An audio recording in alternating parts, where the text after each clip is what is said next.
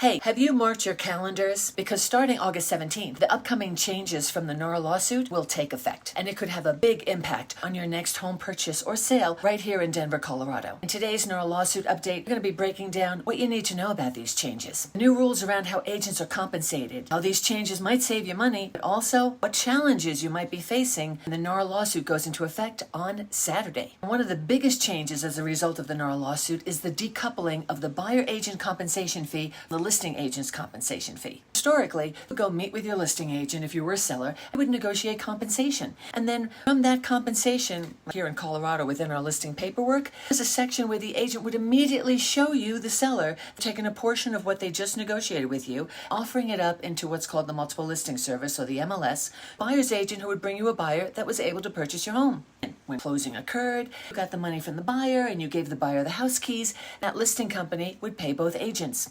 Not anymore. After August 17th, when you meet with your listing agent, you're going to be discussing only their compensation. And then, once that's agreed upon, you, the seller, will have to make a decision. Do you want to offer compensation to a buyer's agent separately or not? There's pros and cons to each decision, of course. And it's going to really be something where you and your agent have to look at what's going on in your local neighborhood and market. Next, let's say for giggles that you decided to offer compensation to a buyer's agent. There's been a huge change in how that offer of compensation can be advertised. So number 2 is agents can no longer post that in the MLS, or the multiple listing service. That whole section an agent fills out when they're putting your home in the multiple listing service will be removed from our forms. This is one of the places where agents have just been freaking out about this. The idea behind the lawsuit was to have a more level playing field, and things to be more fair. What they didn't want to see happen was you put your home on the market and you're offering X percentage to a buyer's agent, but your neighbor puts their home on the market and they maybe offer more, X plus percentage. Therefore, the thought is then your home wouldn't sell as fast as the other home because you're not offering much compensation. Hoping to make this a more level playing field. It happened. We'll see. Okay, I'll discuss the pros and cons of this in a moment, but again, moving it from the MLS doesn't mean that you as a seller can't offer it if you choose to. The agent has to be very, very careful to let people know about it. You know, I truly expect to see more signage that says buyer broker friendly pop up in the neighborhoods. Now, the third major change is with the buyer's agent and how they show buyers your home. See, after August 17th, if somebody wants to see your home for sale, well, they now have to have a written agreement in place with an agent before they can do that. Or they need to wait and come to the open house that your agent is hosting with or without their agent. This is a big change for a lot of agents. Now, here in Colorado, we've had buyer representation for quite a while, and most agents would meet with the buyer over a cup of coffee and they talk about the buying process here in Colorado, and they talk about what the buyer was looking for and the neighborhoods they were looking at and what they wanted in their home search. Then the agent would discuss with the buyer how should they represent them. Here in Colorado, we have buyer representation, which is agency or transaction broker. And within that agreement, there was also a section that always addressed how the agent would be compensated at closing. Now, that was how it was supposed to be done, but there are areas of the country where that doesn't occur. And even here, I know myself included, like when I was a brand new, inexperienced agent, somebody might call in off of an ad and says, I want to see the house, and we would go out there to meet them and show them the property. Again, not anymore. Now, I'm going to discuss the pros and cons of this. Personally, I think this is a big advantage for both sellers and agents, but this is upsetting a lot of agents. And I recently saw a YouTube video where even the agents were trying to tell the public that this was a bad idea. So let's work backwards and talk about those pros and cons, starting with the written buyer representation agreement before an agent takes a buyer out to see a property. Now, I personally think this is one of the best things to come out of the NAR settlement. First, let me talk about how I think this benefits agents. Did you know that according to the U.S. Bureau of Labor and Statistics that in 2022, 23 real estate professionals died from violence on the job, and 30,000 of the 1.5 million licensed real estate agents reported being victims of a crime while working, including like physical attacks, robberies, and sexual assault. And that's only the ones that are talking about it. Now, personally, I'm a big proponent of vetting who the heck I'm showing a house to, because I want to make sure that they're qualified to buy the home, and because I'm not a tour guide. I'm a professional realtor helping people get into a home of their own. I also don't want to see any of the agents that I work with or care about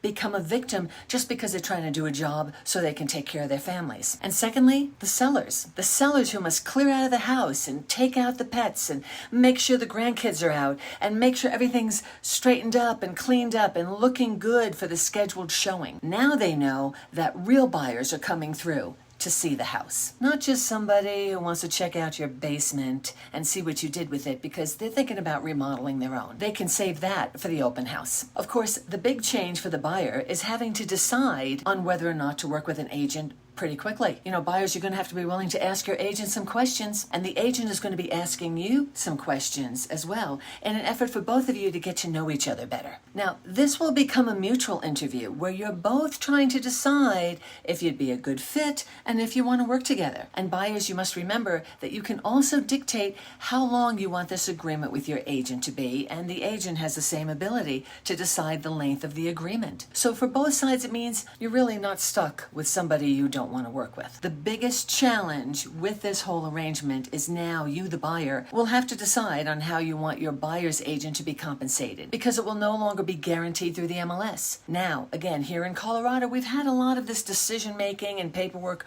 already in place for the buyer. And for those of you that bought and sold here in Colorado, you're not going to notice a huge change in the paperwork. But if it's been a while since you've bought, or now you're doing it on your own due to the loss of a partner, you're going to notice a section in the buyer representation agreement that has you making a decision. Do you want to pay your buyer's agent yourself, or do you want them to receive their compensation from the seller? Which, of course, is going to bring up a whole set of challenges and concerns, which we'll get into. Let me just finish with the pros and cons. If you direct your agent to get their compensation from the seller, this will mean a little more work on the agent's side confirming that the sellers of the houses that you want to go see are offering compensation to the agent, since they can no longer easily find this information on the MLS. And then we come to you, the seller. Do you offer compensation to the buyer's agent or not? And I think that's really going to depend on the market that you're in. If you're in a hot seller's market and there's a line forming in front of your house and you're in a bidding war and people are bidding up, well, then obviously those people that are bidding more money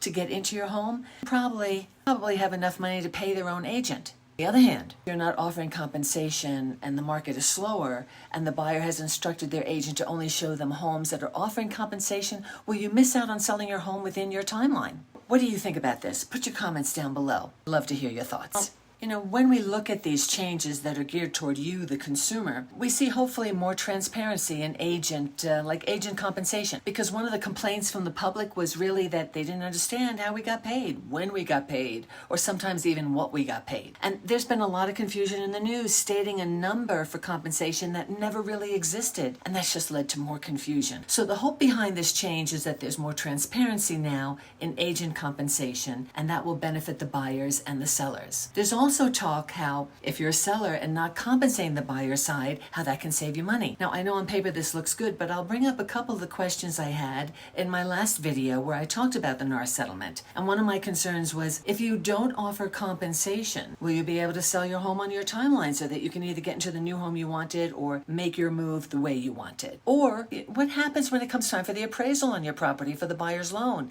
and the appraiser finds out that you're not offering compensation to the agents? Would that somehow decrease the value of your home? Again, questions, because this is all new for all of us, and we're just going to have to see how this plays out. As you look at these changes, remember that the purpose was the empowerment of the buyers and the sellers, and hopefully now you feel like you're part of the decision-making process, if you didn't feel that before, giving you more control in your transaction. Now, the cons, of course, you know, are the paperwork, which means now the documents have become more complex. Like, it wasn't bad enough that our Colorado contract to buy and sell is 21 pages long, and our listing agreements are 8 pages long, and our buyer representation is 6 pages long. Yeah, you know, it just seems to be a lot more complexity within our paperwork. And the advertising adjustments that need to be made. Listing agents are going to have to be very, very careful if their seller wants to offer a buyer agent compensation where they advertise that. And because this offer of compensation is no longer posted in the MLS where everyone can see it, there's now talk of potential steering. Yeah, no, I'm not talking about riding herd on the cattle like in the Westerns. You see, steering in real estate is very bad. It's a form of housing discrimination that occurs when a real estate professional influences a buyer's choice of housing based upon a protected characteristic. Things like race, color, religion, gender, disability, familial status, or national origin are all protected by the Fair Housing Act of 1968. Of course, the offer of compensation is not protected, but the media is jumping on concerns that agents could somehow steer their buyers only to the homes where the agents are being offered compensation. Again, this is where I think that written agreement comes in very handy, because with a written buyer representation agreement, you, the buyer, are directing how your agent behaves, putting you, the consumer, in control of your transaction. You can determine what the agent is to show you, as long as it doesn't interfere with the Fair Housing Act of 1968. Another one of the things we're going to have to keep an eye on in this new world of the NAR lawsuit come August 17th. And as you can see, another challenge may be with this increasing complexity in negotiations, because for the first time here in Colorado, the seller may start to see offers where buyer agent compensation is within the offer. In fact, I've already seen this. This is something we haven't done before because it's always transparently put out in the MLS. Everyone's going to need to adjust to the new norms and practices introduced by the policy changes. These factors together can make negotiations under the new structure more intricate and potentially take longer than before. Hi, my name is Peggy Durstoff, a realtor with Live Denver Suburbs, powered by HomeSmart. And if you like this video, please consider subscribing and leave your comments down below. I'd love to hear your thoughts on this. In the meantime, if you want to know more about the lawsuit, check out this video I did 2 weeks ago where I talked about the NAR lawsuit and what it's all about. Thank you so much for watching, and I'll see you on the next video.